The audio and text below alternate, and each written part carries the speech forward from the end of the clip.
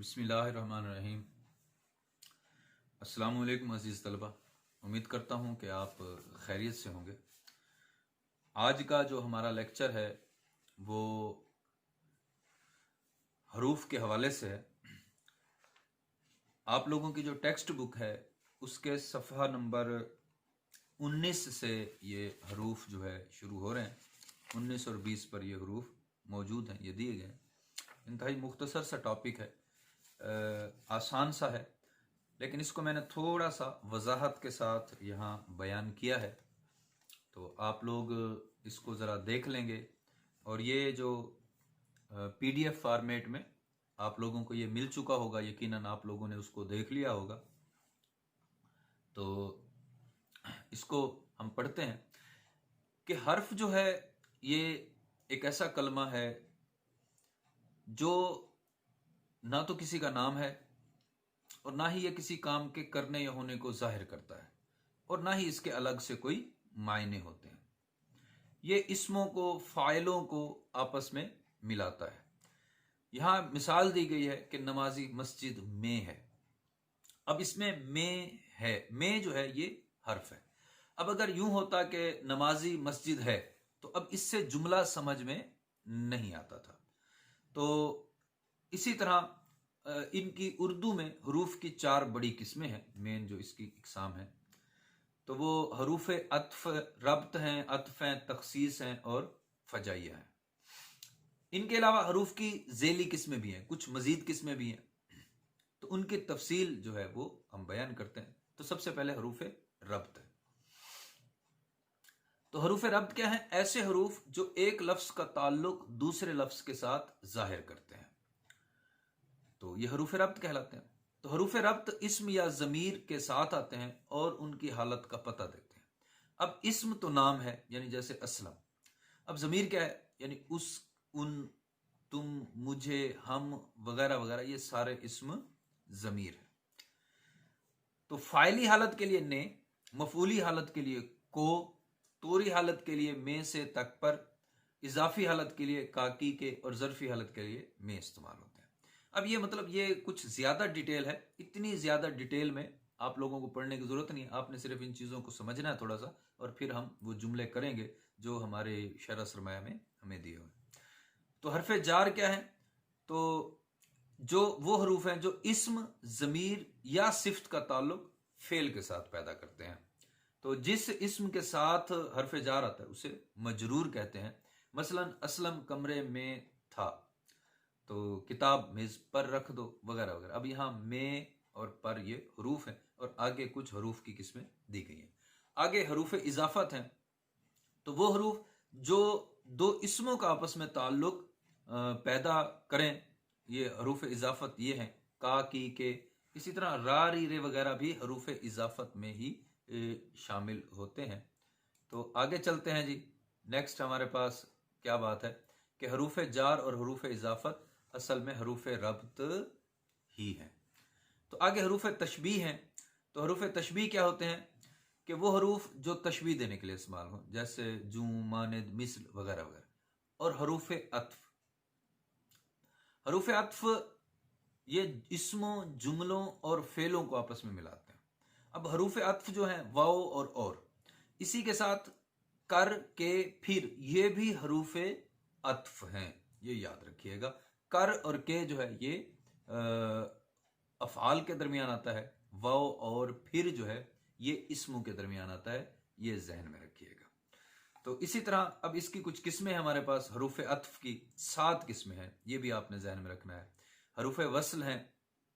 अब हरूफ वस्ल के माने मिलने के हैं। तो ऐसे हरूफ अत्फ जो दो लफ्जों या जुमलों को आपस में जमा करने के लिए आते हैं, यानी वो और, क्या, या, के वगैरह।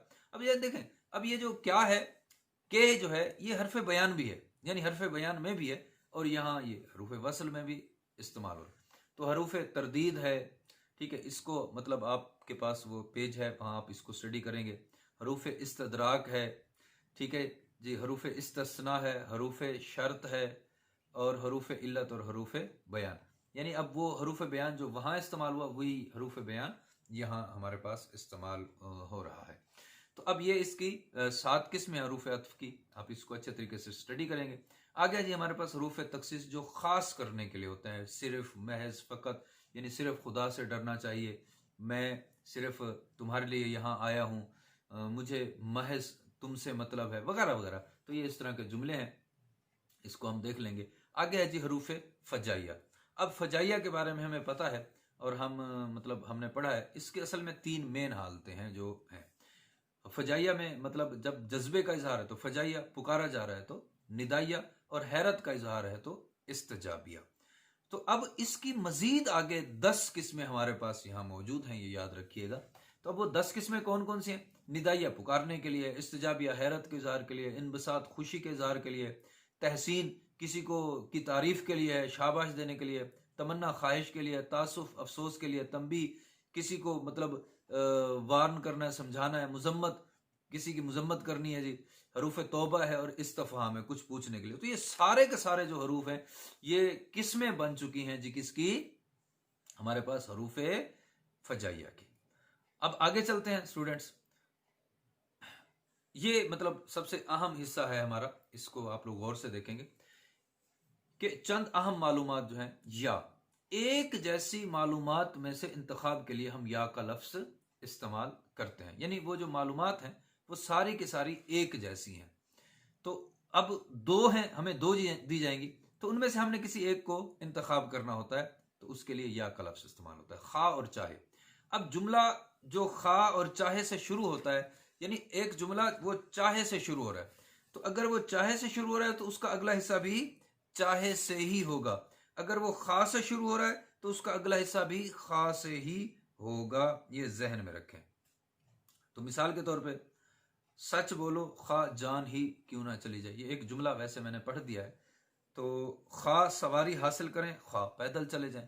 अगर चाहे होता तो चाहे सवारी हासिल करें, चाहे पैदल चले जाएं। तो सवा और इलावा, सिवा और इलावा, तो ये मुतरादिफ हैं, लेकिन और मगर ये मुतरादिफ हैं हमारे पास, ठीक है जी। नेक्स्ट हमारे पास है चूंकि। चूंकि से जुमला शुरू होता है, ये बात आपने याद रखनी है, चूंकि से जुमला शुरू होता है, इस चीज को आप जहन में रखेंगे। और जब चूंकि से शुरू होगा उसके आगे इसलिए भी आएगा, ये भी जहन में रखना है, आगे वो बताया भी गया है इसी चीज को। तो क्योंकि ये जुमले के दरमियान में आता है, क्योंकि ये जुमले के दरमियान में आता है। क्योंकि का मैं अभी पढ़ देता हूं, चूंकि का आगे पढ़ेंगे जाके। तो क्योंकि यानी असलम कॉलेज नहीं आया क्योंकि वो बीमार था, और वो मुझे जरूर मिलेगा क्योंकि उसे मुझसे काम है। तो अगर से शुरू होने वाले जुमले का दूसरा हिस्सा अमूमन तो से होता है, यानी अगर मेहनत करोगे तो पास हो जाओगे, तो अगर मेहनत नहीं करोगे तो फेल हो जाओगे। तो अगरचे से शुरू होने वाले जुमले का दूसरा हिस्सा अमूमन लेकिन से होता है, यानी अगरचे वो अमीर है लेकिन कंजूस है, अगरचे वो गरीब है लेकिन ईमानदार है। तो चूंकि से शुरू होने वाले जुमले का दूसरा हिस्सा अमूमन इसलिए होता है, यानी चूंकि वो बीमार है इसलिए वो कॉलेज नहीं आ सकता। तो जू जू का दूसरा हिस्सा तू से, तो यहां जैसे जैसे भी आ सकता है। तो जैसे जैसे का वैसे वैसे, यानी जैसे जू जू सर मिसाल के तौर पे ऊंचाई पे चढ़ते जाएं तू ऑक्सीजन की मिकदार कम होती जाती है। तो जैसे जैसे दिन छोटे होते हैं या जैसे जैसे सर्दी बढ़ती है वैसे वैसे दिन छोटे होते जाते हैं। तो ये कुछ चीजें हैं जो आप लोगों ने अपने जहन में रखनी है, आपने इसको अच्छे तरीके से पढ़ना है, समझना है, गौर करना है। और ये जो हमें आपकी बुक में जो जुमले दिए गए हैं उनको कुछ यहाँ उनको इस्तेमाल भी किया गया है, आप इनको भी पढ़ लेंगे, अच्छे तरीके से समझने की कोशिश करेंगे। जो भी कोई प्रॉब्लम हो, कोई मसला हो तो वो आप मुझसे डिस्कस करेंगे। बाकी बराए मेहरबानी आप अपने टेस्ट जो है वो हल करके वक्त मुनासिब पे जो है वो कॉलेज में भिजवा दिया करें ताकि कोई परेशानी ना हो। अब ऐसा होता है कि 3-3 4-4 टेस्ट जब आप इकट्ठे भिजवाएंगे तो फिर हमें भी परेशानी होती है। तो अच्छे स्टूडेंट होने का सबूत दें। अल्लाह ताला आपका हामी व नासिर हो, अल्लाह ताला आपको खुश रखे। अस्सलाम वालेकुम व रहमतुल्लाहि व बरकातुहू।